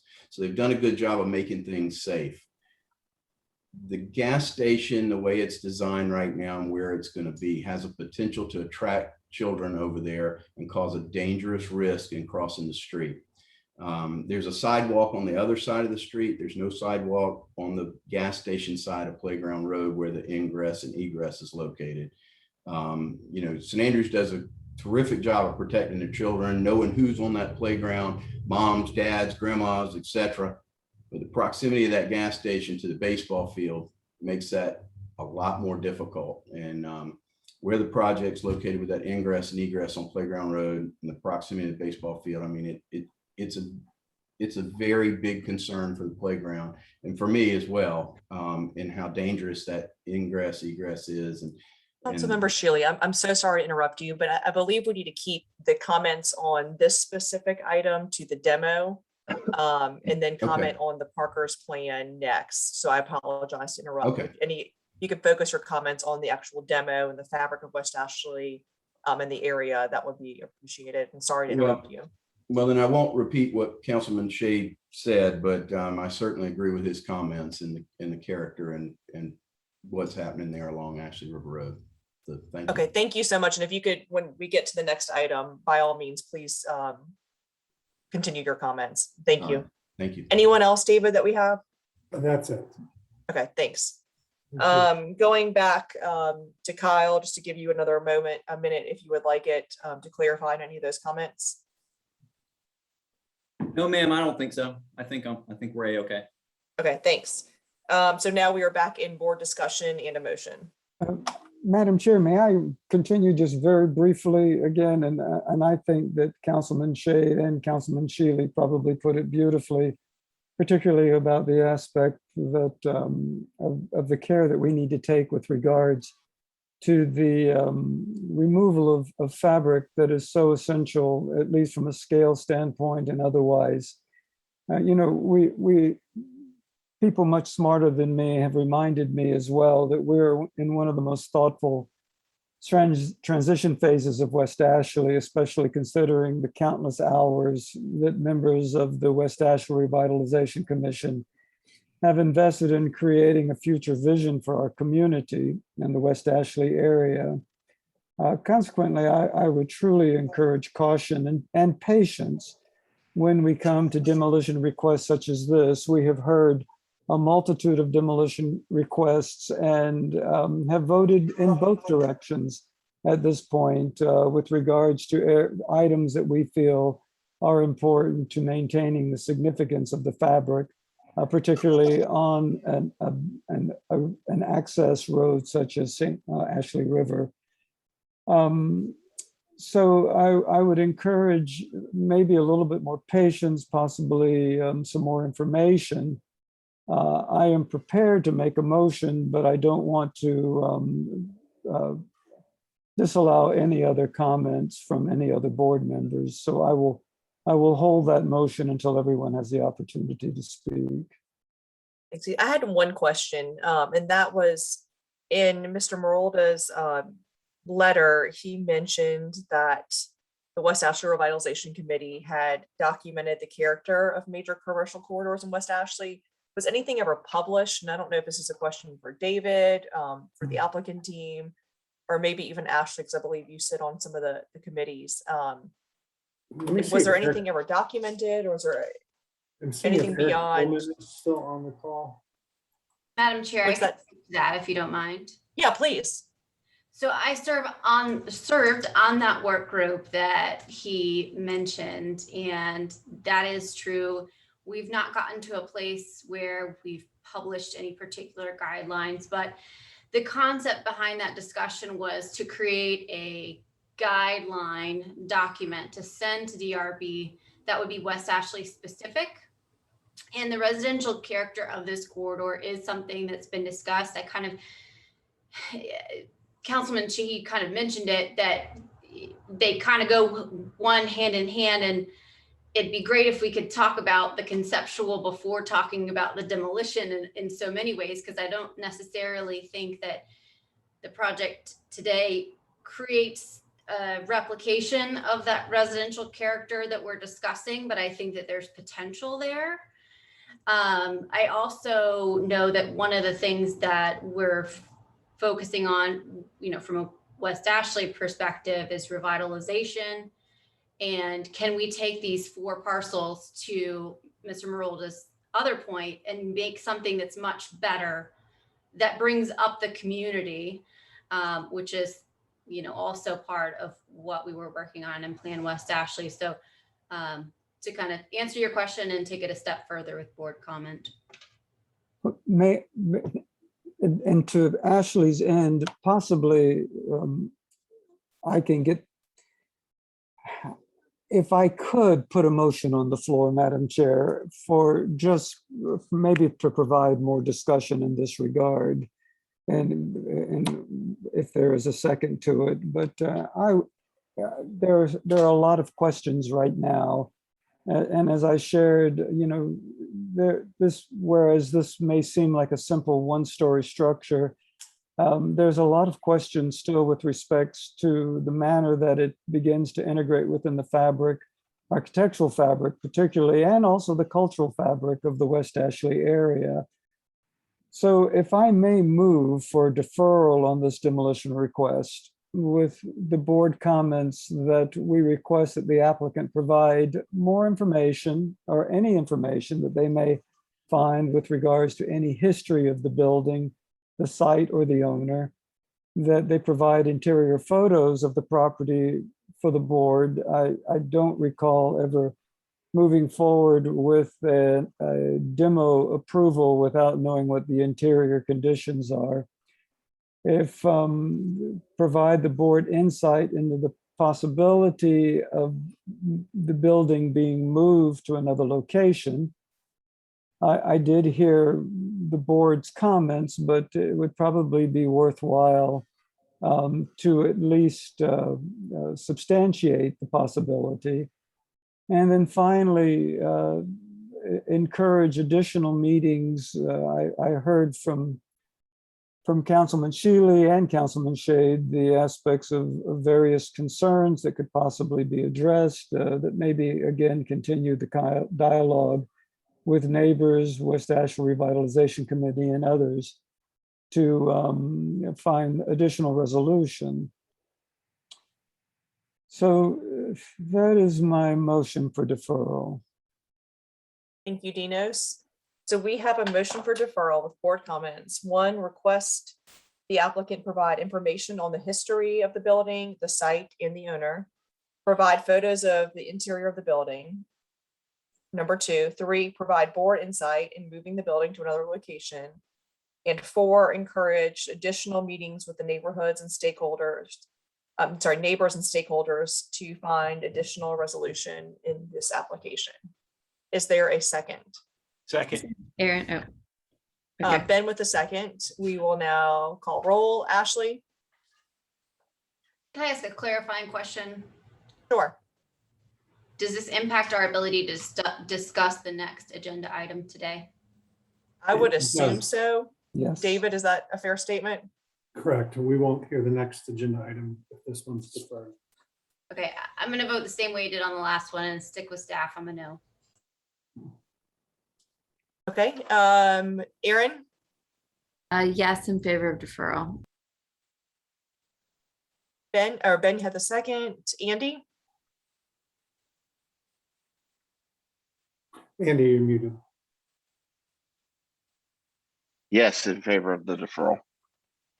Stephanie? No, I stick with staff recommendation. And I am also yes in favor with the deferral. So that motion carries. And so then I assume that we will not hear number 7. Correct, David? Correct. Okay. So we will move on to item number 8, which is approval of the minutes from the August 2nd, 2021 meeting. Is there a motion to approve? You feel. So moved. Enos with the motion. Is there a second? Is I'll second. that Ashley? It was. Okay, thank you, Ashley. Ashley with the second. I will now call roll. Aaron? Yes, in favor. Stephanie? Yes, in favor. Andy? Yes, in favor. Ben? Yes, in favor. And I am also yes in favor. And that concludes our meeting. Right. Thank you. Everyone. Bye. Bye. Yeah, thank you to the new board members. I look forward to seeing y'all in person. Yes. Yes, we'll see everybody tomorrow.